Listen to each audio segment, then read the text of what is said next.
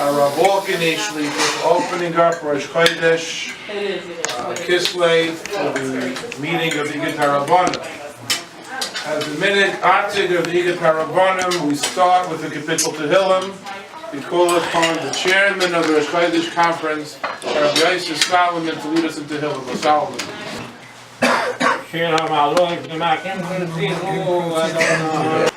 Last week, the JFNA, the Jewish Federation of North America, passed a resolution that adherence to halacha, to traditional Judaism, is destroying the unity of the Jewish nation.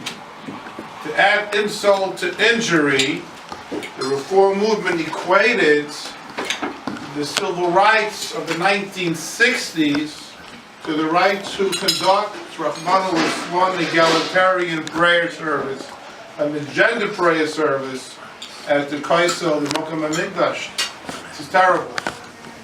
And this past Thursday there was a Sirsuch by the Kotel, where Rabbi Rick Jacobson, I think Jacobson the name? Jacobs, President of the Reform. Whatever his grace and title, the so-called clergy and minister, we're facing some serious issues.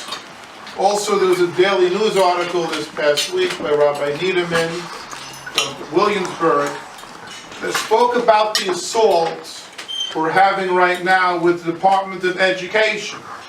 So I remember what we spoke about the Shul Rabbi Kornbluth, which was Beth Stuyvesant originally.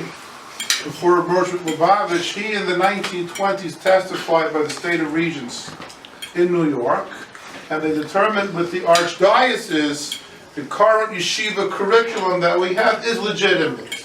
So for nearly 90 years, the yeshiva education, the parochial education went unquestioned. And right now, people like Rav Walken working to fix it, other people in Chinuch are fighting this, to question the validity of a Jewish education. Then we have other issues going on. The new School for Social Research. Now Linda Sassour now, Brooklyn Goyim, is invited to join a panel of what defines an anti-Semite. You know, they say you never ask the arsonist to take out fire. And you never ask the lion to be the zookeeper. For Rahman al-Islam, this is what's going on. Another major issue is Poland. 90% of the Yidden in Poland, Rahman al-Islam, Hashem Yikum Damam al-Kedaishim.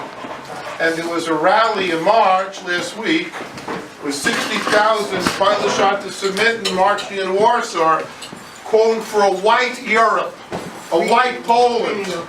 But where are the Yidden to throw out? You killed them already. We live in a very sick, a very sad time.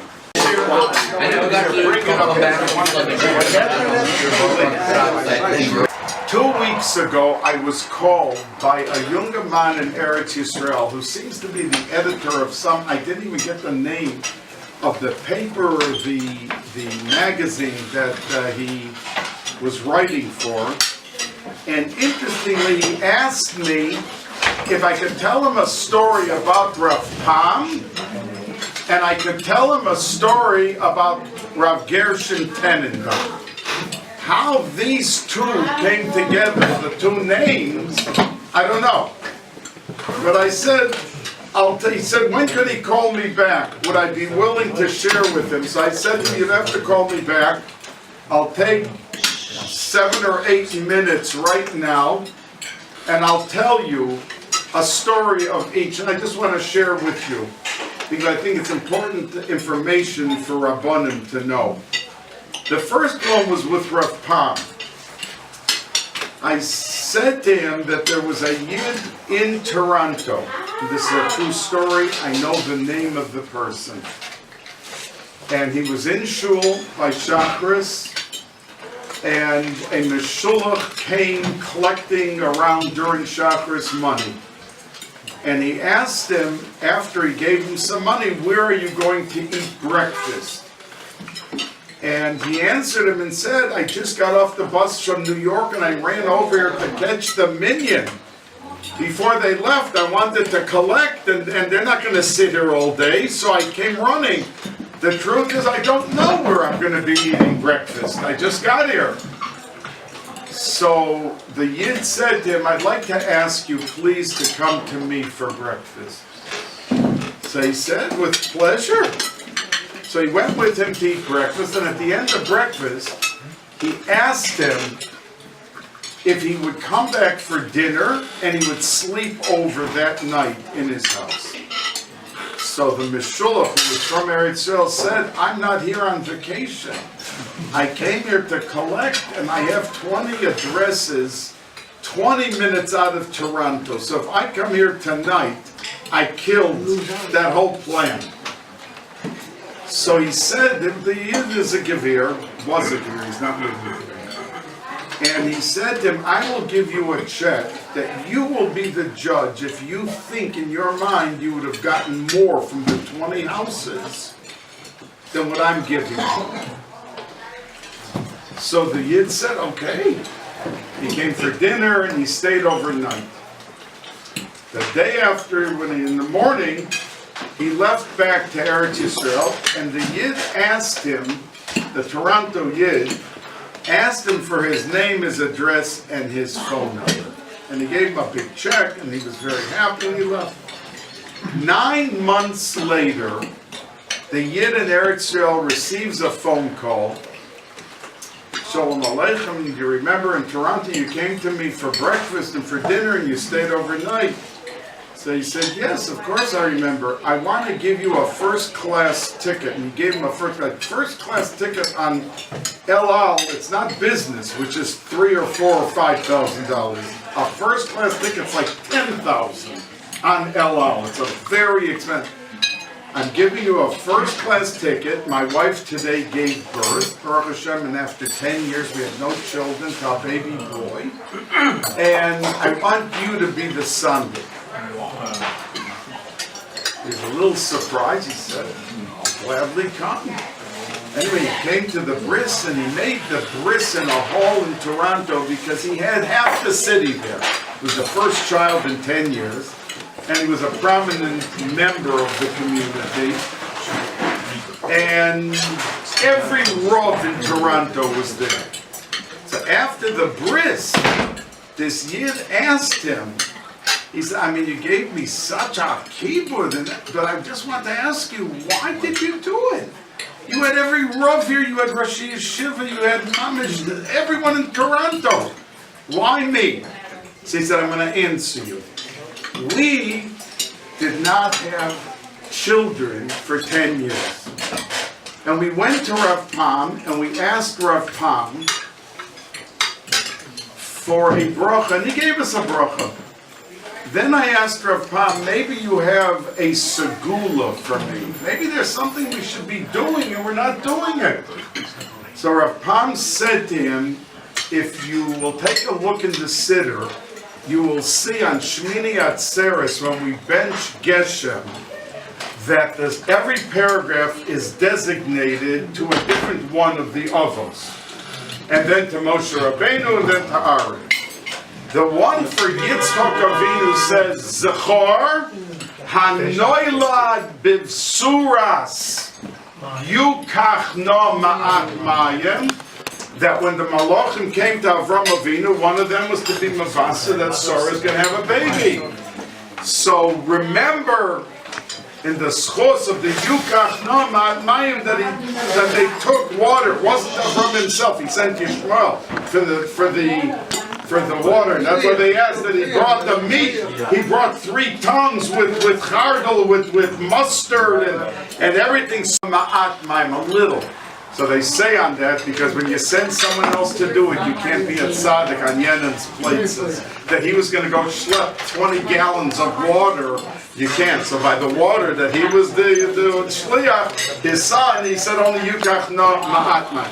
But anyway, in that one line, said Rav Pam, you see that when it talks about Zachor, Hanoilad, Bivsuras, Yukach Namat Maim, that the Hachnasas Orchim, and the Leda was in one line.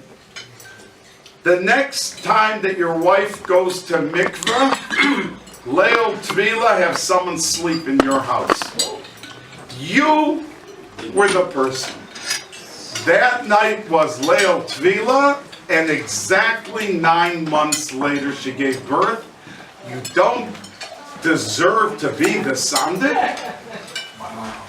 That's a story with Reb Ham that I told this younger man in Eretz Yisrael. And as the organization moves forward and makes sure that whatever we do, it has a track record of doing L'Shem Shamayim, no one has a personal agenda, no one's interested in the money or the COVID or whatever, it's a pure L'Shem Shamayim thing, that the fruits of the labor come because it's Koyach HaPoel B'Nifel, that when you do L'Shem Shamayim, then it always works out.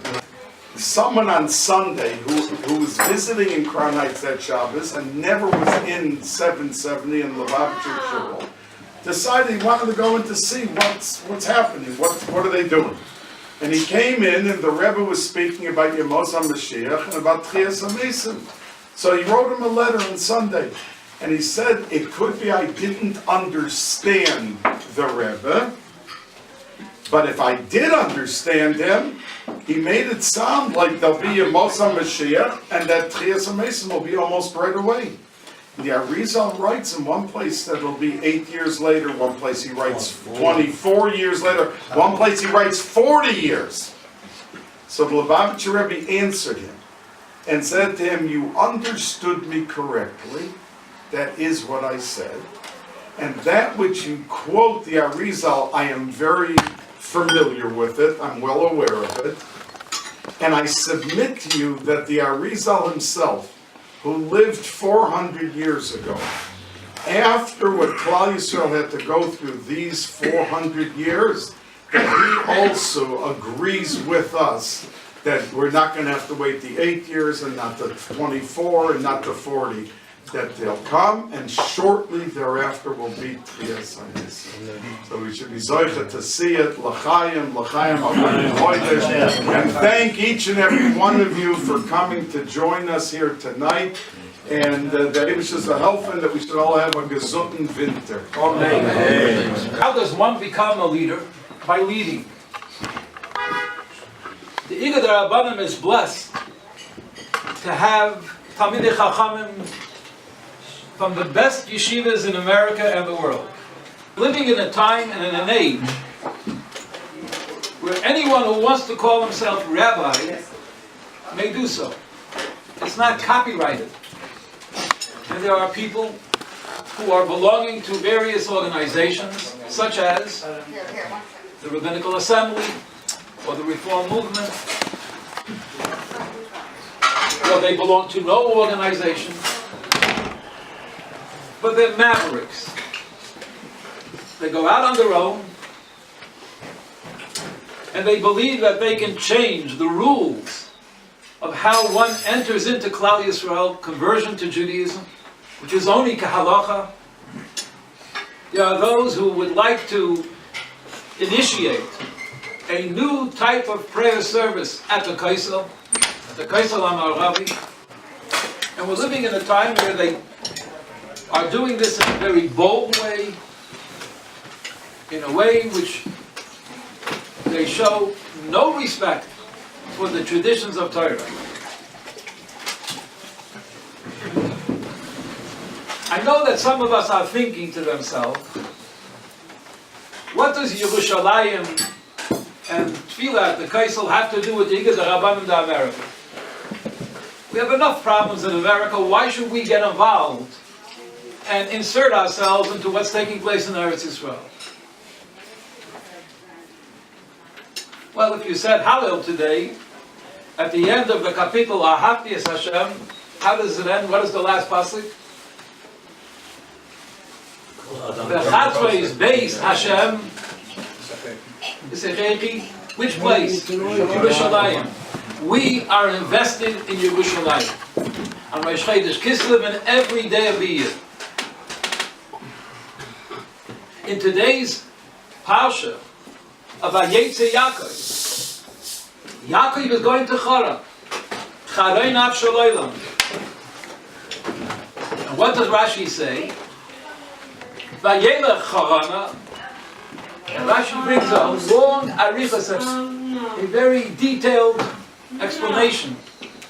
That Yaakov Avinu realized that he had passed by Har HaMoriah, and he said, can it be that I did not stop at Har HaMoriah to daven, to pray, a place where my father Yitzchak and where my grandfather Abraham did the Akedah? So he decided to return towards Yerushalayim. And Rashi HaKadosh says, who can tell me the Lashon?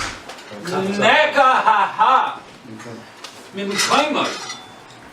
That there was a kefitzas haderech, that the har was picked up and it was brought to Yaakov Avinu. That means to say that Yerushalayim HaKadosh, that the place of Har Abayis, where Adam Rishon was created and then placed into Gan Eden, that means to say the place where all of our tefillas ascend to Yerushalayim Shel Maila through Yerushalayim Shel Mata, Neka Mimkaimai, removed from its place. For what reason? So that Yaakov Avinu should be able to daven there. So how could we be not Neka Mimkaimeinu and to just be cool, calm, and collected?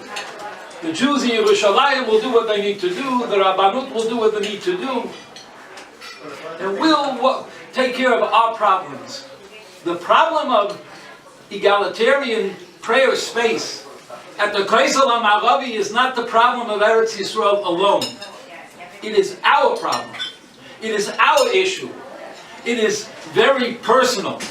So personal that Neka Mimkaimai to each and every one of us as either the Rabbanim members to make sure that Netanyahu and the Knesset and the chief rabbis of Israel and every force that believes in Torah and Hashamayim, that this, God forbid, should never ever come to be. That the Mokim Mikdashenu, the place of our holy temple, should be desecrated in such an alarming way by allowing the traditions of the Kotel HaMa'aravi to be changed. That the fight that the Maccabees of Chodesh Kislev accomplished should be overturned by these new fangled ideas that democracy requires of us and that civil rights requires of us, that we, the Jewish people, who have given our lives for Torah Misinai, should give up on this Mokim Hamikdash, to give up on this place where we study Torah,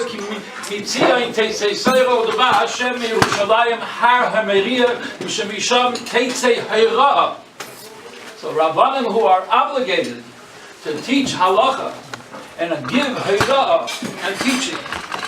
And let's not forget that our Torah is called Torah's Chayim, a Torah of life. To institute a mixed prayer space at the Kotel HaMa'aravi is Heipach HaChayim, is the opposite of life. It will not sustain us, it will chas v'shalom hurt us. It will not bring Jewish people closer to the Torah. It will have compromised the Torah, which is Torah Milashon Hayra, teaching to inspire us, to raise us. And instead of ascending the Temple Mount, when Beis HaMikdash will be rebuilt, this Chas v'Shalom can push off the going up to the Har Habayis and the Binyan Beis HaMikdash. In the medical terms, we have what is called DNR. When someone is very ill, at the end of life, it's DNR, do not resuscitate. But I believe that the Rabbanim cannot practice DNR when it comes to Judaism. DNR can also stand for do not reply. There are people who want to do changes in Judaism. Let them do what they want to do. Let's not reply. Let's not dignify what they're trying to do. My dear friends, today we have an obligation to reply. If we do not, then we are guilty of do not resuscitate a Yiddishkeit that is vibrant, but at the same time, so many segments of our people are holding on to their Judaism by a thread. Why should we allow to make a service knowing full well that it's not the tradition, knowing full well it's not legal to do, knowing full well that there will be pictures taken? So why the provocation? Why take a Sefer Torah and bring it into a confrontation? And what is the answer? If you don't believe in this Torah, then the Torah is merely an addendum, it's merely a prop that you can utilize to show. Yiddishkeit, Judaism, is not to be used as a prop. It's time for the conservative and the reform movement to stop politicizing the Kotel HaMa'aravi, the Western Wall. If you have been to the Western Wall, as you and I have all been, you will have noticed that people of every ethnicity, people of every faith community, Jews as well as non-Jews, have been at the council and they pour out their heart and they pray and no one is bothering anyone. Everyone is getting along so beautifully. But unfortunately, this beauty and this harmony and this togetherness, which is the symbol of Makei Mikdashenu, has become politicized by the people who will do anything and everything to get their point across that they are the legitimate or a legitimate expression of Judaism. My dear friends, the Igad Rabbanim has always stood by halacha. And we have always been people of chesed, of kindness. We are the children of Abraham Avinu, but we are also the children of Yitzchak Avinu. And we are the composite of Abraham, Yitzchak, and Yaakov is merciful. He is the composite of love and reverence. When you have a movement in Judaism that is DNR, do not respect, DNR, do not revere, DNR, not recognize. Make up your own words. That's not resuscitating Judaism. That's hurting Judaism. My dear friends, you and I and each and every one of us has to stand shoulder to shoulder with the Rabbanis Harashis, with the chief rabbinate of Israel, with the chief rabbi of Jerusalem, Rabbi Amah, the Sephardic chief rabbi, and the chief rabbi of Yerushalayim, the Ashkenazic, Rabbi Nevenzal, and we have to say that if we want to have the blessings from above for all the Jewish people, no matter what name or organization they are involved in, whether they consider themselves very observant or very liberal, the blessings of Hashem come to us through the Makei HaMikdash, and we need to emphasize that we are supportive of Eretz Yisrael in the greatest degree, and we will continue to do so, and that the Beis HaMikdash area is hands-off. Tradition wins. Innovation is out. We want Yiddishkeit to continue to thrive, and it will, if we will hold strong. The statement by the Rabbinical Alliance of America, Igad Rabbanim, reads as follows: for the sake of Zion I will not be silent, and for the sake of Jerusalem I will not rest, until her righteousness comes out like brilliance, and her salvation burns like a torch, which is from Yeshaya, Perek Samach, Beis, Pasuk Aleph. And here is the statement. We, the undersigned rabbis and spiritual leaders of congregations, chaplains, heads of yeshivot, and communal organizations, representing the broad spectrum of observant American Jewry, reiterate our complete and absolute support of the Chief Rabbinate of Israel, headed by Rabbi Yisrael Lau and Chacham Yitzchak Yosef, in backing the separate gender areas at the Kotel HaMa'aravi, the Western Wall. We concur that the establishment of a mixed gender pluralistic prayer space at the Western Wall contravenes the time-hallowed traditions associated with prayer and communal gatherings at this most holy site of our people, the sacred Temple Mount area. We join in support of the Chief Rabbinate's call to the Prime Minister's office and the Knesset to resist any mixed gender prayer space at the Kotel, thereby maintaining true Jewish unity and peace. The Kotel is not the place for political posturing and strife that the liberal, reform, and conservative movements are fomenting from within Israel and overseas. The time hallowed and established religious customs of our people, halacha, continue to unite and preserve the unity amongst the Jewish people of all backgrounds and levels of observance. We view the unreasonable demand for a mixed gender prayer space at the Western Wall area as being a gratuitous disregard of millennia of Jewish tradition and a desecration of the Makom HaMikdash, a defilement and violation to all that pertains to this most holy and venerated site of our national heritage and belief. Let us together respect the call of Isaiah. I will bring them to my holy mountain and make them rejoice in my house of prayer. My house shall be called a house of prayer for all the nations, observing the multitudes of people and nationalities visiting the Kotel, who observe and respect the separation of the genders during prayer at the Kotel. It behooves the liberal elements agitating for change to do the same. May the one who makes peace in the heavenly heights make peace upon us and upon all Israel. Amen. And this is ratified by acclamation on Rosh Chodesh Kislev 5778, November 19, 2017, in the presence of our Av Bezdin and Rosh Bezdin, in the presence of the Presidium, and in the presence of many of our members of the Igud Rabbanim.